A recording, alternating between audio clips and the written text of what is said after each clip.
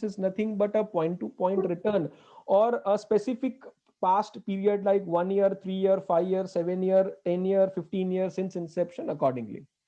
Or it can be a point to point returns, like if I want to see the returns which has been generated from 24th March till today, then it is point to point returns, which means that if I want to see which fund has outperformed in this last 8 9 months and which has given maximum returns in terms of this time frame, then you would get the point to point returns in that case. Now let me take you through this free website which all of you would like it. This is called advisorcoach.com. Okay, and under that you can go to MF research, and you can see the various options which are available. The first is MF trailing returns, so you can click on that and you can see the returns of the category which I have selected is multi cap, and the 1 year, 3 year, 5 year, 10 year and since launch returns. You can download to Excel and put in for your records in that case, so that in future if you want to go through a particular say time frame, then you can also go through your historical records.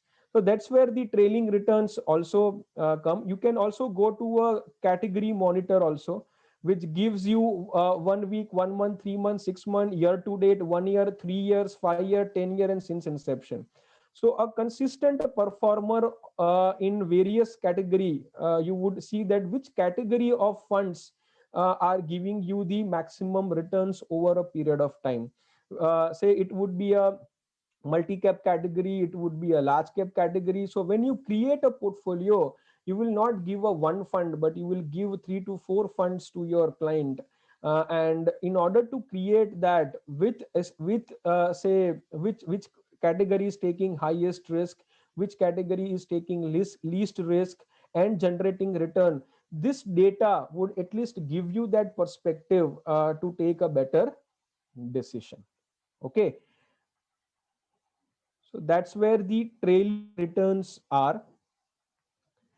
uh, the next set is important. Okay, so let me just go through you the drawbacks of trailing returns. Trailing returns has a recency bias. So don't fall into that trap of that this fund has given in last 1 year maximum return. No, look for a consistent return over a period of various time period, which will give you perspective whether this fund has stand all the market cycles or not. Okay, and also check on the point to point return to see that during a drawback, say for example 2007 to 2010 returns, how this fund or this category has performed. 2012 and 13 where markets were down by around 20%, how this fund or category has performed. 2015-16 where the overall index was down by 28%, how this category has performed. And in last 3 years where the returns of predominantly many mutual funds have been very flat, how that category or fund has performed. So looking at the broader pattern of the funds would give you a better idea rather than looking at a recent return or 1 month, 2 month return of that particular fund. So don't so that should be avoided in that case. Okay, so the market trajectory and fund performance near the end of period has undue influence in the entire trailing return. So many times the AMCs come up with say with the marketing material where they show that this fund has given maximum return in this. So that's actually that particular time frame which they have taken. It is important to understand which time frame they have selected to portray that returns, and don't get sway around with the marketing material or the data points. Try to understand that what they are talking about, what story they are trying to say out of this data.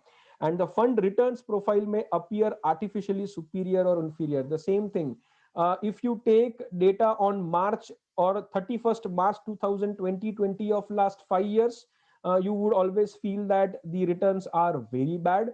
And if you talk as of today, where markets are at all-time high of last 5 years, the returns may prove to be superior. In that case, check the various time cycles, and then take a decision when you are talking about trailing returns.